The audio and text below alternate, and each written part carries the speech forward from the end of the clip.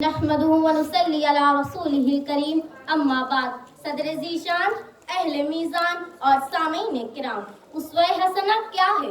اسوہ حسنہ اسے کہتے ہیں کہ میرے نبی صلی اللہ علیہ وسلم کے ہر کام میں آپ کی فلاح کامیابی ہے. نبی سے بہتر کسی فرد انسانیت کا کوئی اسوہ یا طریقہ حیات نہیں. قرآن کہتا ہے لَقَدْ كَانَ لَكُمْ فِي رَسُولِ اللَّهِ أُسْوَةٌ حَسَنَةٌ کہ تحقیق تمہارے لیے رسول اللہ کی زندگی میں بہترین نمونہ ہے، اور یہی میرا موضوع سخن ہے. تو آئیے اس کا مشاہدہ کریں کہ وہ بہترین نمونہ کس وجہ سے فرمایا گیا. حاضرین، نبی کا اسوہ حسنہ ہمیں یہ درس دیتا ہے کہ میری زندگی قرآن کی تفسیر بن جائے. حضور پاک صلی اللہ علیہ وسلم رات کو اٹھ کر مسواک کرتے. یہ سنت ہے، رات کے وقت مسواک کر لیا کرو، کیونکہ ہم جو کھانا کھاتے ہیں تو منہ کے اندر پلازما بنتا ہے جو صرف کلی کرنے سے صاف نہیں ہوتا. جناب عالی، طریقہ رسول ہے کہ وضو کریں. وضو سے ہاتھ کے میل، چہرے کے گرد غبار، کلی سے پیٹ کے امراض، گلے میں بار بار پانی، ففودی وغیرہ سے حفاظت ہوتی ہے. ناک میں پانی ڈال کر زور سے ہوا نکالیے. کووڈ کے جراثیم سے حفاظت. وضو میں چہرہ دھوئیے. چہرہ نورانی. جلدی امراض سے دوری. آنکھوں کے امراض سے حفاظت. ہر نماز کے لیے تازہ وضو کرنا موتیاپن کا بہترین علاج. داڑھی رکھیے کیونکہ یہ مردوں کا شعار ہے. حضور صلی اللہ علیہ وسلم کی سنت ہے، اور چہرے پر اللہ کا نور. کھانا کھائیے مگر سنت طریقے سے بیٹھ کر. شکم کے 3 حصے کیجیے، ایک حصہ غذا، دوسرا حصہ پانی اور تیسرا حصہ ہوا کے لیے. اگر آپ اس طرح کھانا کھائیں تو شاید و نادر آپ کبھی بیمار ہوں گے. جلد سوئیے اور کوشش کیجیے تہجد مڑ کر نماز پڑھنے کی. آپ کی صحت قابل رشک ہو جائے گی. آپ صلی اللہ علیہ وسلم کا تعلق اللہ تعالیٰ سے نہایت گہرا تھا. آپ دن کے مجاہد اور رات کے عابد تھے. نبی صلی اللہ علیہ وسلم اتنا قیام فرماتے کہ آپ کے پاؤں مبارک سوکھ جاتے. جب عرض کیا گیا یا رسول اللہ آپ تو معصوم ہیں، پھر اتنی محنت کیوں؟ تو فرمایا کیا میں اللہ کا شکر گزار بندہ نہ بنوں؟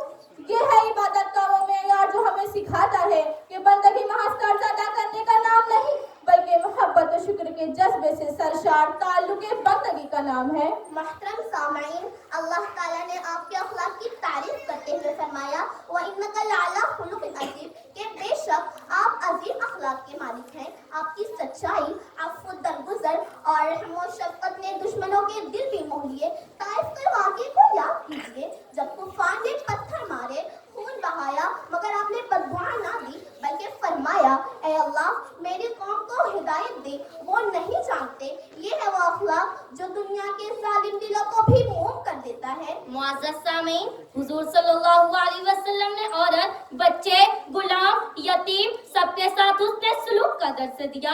آپ نے فرمایا کہ تم میں سے سب سے بہتر وہ ہے جو اپنے گھر والوں کے لیے بہتر ہو، اور میں اپنے گھر والوں کے لیے سب سے بہتر ہوں. آپ صلی اللہ علیہ وسلم نے کبھی کسی خادم کو اف تک نہ کہا، کبھی کسی عورت پر ظلم نہ کیا. ہمیشہ عدل و محبت سے پیش آئے. مسلمان، یہودی، عیسائی سب کو برابر کے حقوق دیے. سامعین کرام، آج ہم ایک ایسے دور میں جی رہے ہیں جسے ترقی یافتہ زمانہ کہا جاتا ہے. سائنس، ٹیکنالوجی، سہولتیں سب کچھ ہے، مگر کیا ہم واقعی ترقی یافتہ ہیں؟ نہیں، کیونکہ انسانیت کے دل سے رحم، عدل اور سچائی رخصت ہو چکی ہے. آج دنیا میں علم ہے مگر کردار نہیں، دولت ہے مگر سکون نہیں، طاقت ہے مگر انصاف نہیں، الفاظ ہے مگر اخلاق نہیں. یہی وہ خلا ہے جسے صرف سیرت محمد صلی اللہ علیہ وسلم پورا کر سکتی ہے. معزز سامعین، آج امت کا حال دیکھیں. ہم رسول کا ذکر تو کرتے ہیں مگر عمل نہیں کرتے. میلاد مناتے ہیں مگر سنتیں چھوڑ دیتے ہیں. نعتیں پڑھتے ہیں مگر معاملات میں جھوٹ بولتے ہیں. آپ صلی اللہ علیہ وسلم نے بچپن سے لے کر وفات تک کبھی جھوٹ نہیں بولا. ہمیں سمجھنا ہوگا کہ محبت رسول کا اصل ثبوت اتباع رسول ہے، محض الفاظ نہیں بلکہ عملی زندگی میں جھلک نظر آنی چاہیے، کیونکہ اللہ کی محبت کا راستہ نبی کی سنت میں ہے. تو آئیے آج ہم سب یہ عہد کریں کہ ہم اپنی زندگی کا ہر فیصلہ، ہر عمل، ہر تعلق سنت رسول صلی اللہ علیہ وسلم کے مطابق کریں گے.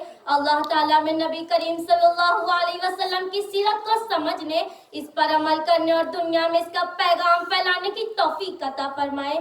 شکریہ. خدا حافظ.